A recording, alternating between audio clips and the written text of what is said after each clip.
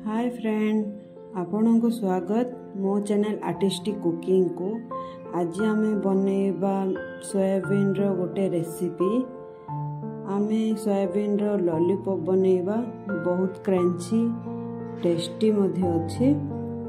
चलंतु बनैबार शैली आपण को मु कहिबी केमिति कोन बना होउची। आपण प्रथम रु शेष पर्यंत देखिले ही आपण जानि पारिबे केमिति हेछि। आ बहुत टेस्टी मध्य हेछि, आपण सहजरे घरे बनै पारिबे। देखंतु गोटे पात्र रे आमे सोयाबीन नेबा। देखन आपण को जेतिकी सोयाबीन दरकार सेतिकी नेबे, काहे कि ना एटा को फुटेइले एटा फुलिबो। आमे किछि पानी दबा जेमिति सोयाबीन बुडी की रहइबो।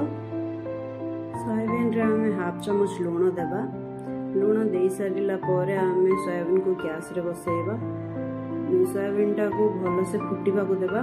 सोयाबीन भल से फुटिले सोयाबीन टा नरम आसे। आमे मझिर मझिर एमती घांटुथिबा। ए देखंतु भल से फुटी गलानी, तो आमे ताको काढी नबा। काढिला परे आमे ताको ठंडा हवा पई छाडी दबा, काहेकि ना सेडा गरम थिबो। ठंडा हे सारिला परे सोयाबीन को एमती चिपुडी के सब तार पानी काढी नबा। भल से चिपुड़ीबा, पानी टिके रखिबानी। ए देखंतु मु भल से चिपुड़ी देछि। एबे याको आमे गोटे जार नेबा। जार रे सब सोयाबीन पकेई ताको ग्राइंड करनबा। प्लीज आपण माने मो चैनल को सब्सक्राइब, लाइक, कमेंट करंतु। मते आपण को सपोर्ट दरकार अधिक, तो मु आपण पई आउरी भलो भलो वीडियो नुवा वीडियो आनी की देबी। ये देखंतु मु सब सोयाबीन पके देली, ग्राइंड मध्य करि देली। ग्राइंड करिले सारला परे एमिति हेबो। आपण एमिति हेला परी करिवे, पानी जो पकेइबेनी, एमिति ग्राइंड हेबो। एबे सोयाबीन को गोटे पात्र रे काढी नबा। ए देखंतु मु सब काढी नेछि। मु अदा रसुण छेची की रखिथिले ताको पके दबा। आ गोटे बड़ पियाज काटिकी रखिथिली छोट छोट करी, ताको भी पके दबा। एबे हमें पकेबा टिके आधा चम्मच धनिया पाउडर, आधा चम्मच जीरा पाउडर। मु एठी अल्प मर्च पाउडर नेछि, काहे ना हम घरे राग के खांतिनी। आधा चम्मच हल्दी पाउडर नबा। ताको लूण स्वाद अनुसार नबा। एठी हमें हाफ चम्मच गोलमर्च पाउडर भी नहीं छे, काहे ना सेटा पकेले बहुत भल लागिवो, टेस्ट आसीबो। एबे याको भल से मिक्स करी नबा। आपण चाहिले पत्र को भी छोट छोट काटी की पके पारिबे। मोरो टाइम ही जाउतला, मो पुओ स्कूल टाइम ही जाउतला, सेति पई मो पके पारलिनी जल्दी जल्दी रे। आउरी अधिक टेस्ट लागिवो, भल लागिवो। एबे हमें गोटे कप बेसन नबा। सेथिरे जम्मा पानी पकेबानी, सेमिति ही मिक्स करिबा। मिक्स करिके साइड रे रखि दबा ताको।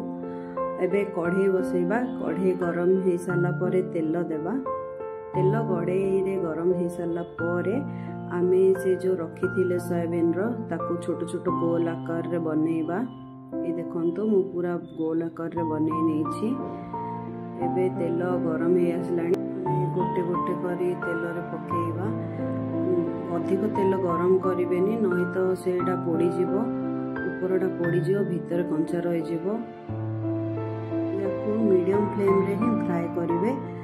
देखि करंतु, आपन को भी तेल पड़ी जाई पारे, दूर रे थाई के करंतु। हाथ ऊपर रखि करंतु। देखंतु मु सब गोटे गोटे करी पके नेले। आपण चाहिले मु आगो को बढ़ी पारिबी। आपणकर सपोर्ट दरकार। आपण लाइक, शेयर, सब्सक्राइब, कमेंट करंतु, जमा भूलंतुनी। ये बहुत टेस्ट लागिवो। आको आमे आगो पछ करिके एबे उल्टे नबा, काहे ना तळडा हमर हल्का ब्राउन हे आसलानी। आमे याको मीडियम फ्लेम रे ही फ्राई करिबा। हाई फ्लेम कले ये पोड़ी जीवो। आको मीडियम फ्लेम रे ही ब्राउन करिबा, भीतर सिजिबो, भलरे सिजिबो, नहीं तो ऊपर पोड़ी जीवो, भीतर कंचा रहि जीवो। ए देखंतु मोर हेई गलानी। याको आमे एबे काढी नबा।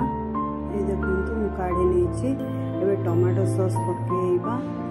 स्टिक लगे कि आमे बनेइबा सोयाबीन लॉलीपॉप। ये देखते केते सुंदर भाव में बनई सजेदेली स्टिक लगे या छोट पिला दे पारे छोट पिला खुशी खाई ने ये देखो आप लाइक सब्सक्राइब करवा जमा भूलुनी आपण नुआ नुआ वीडियो आहरी सब आनी ये देखु केते भल होइछि टेस्ट मध्य होइछि छोट पिला तो खुशी खाई ने या आपण सपोर्ट करंतु मु आपण आहरी भल भल नुआ वीडियो नहीं आसबी सहज उपाय रहिली बाय।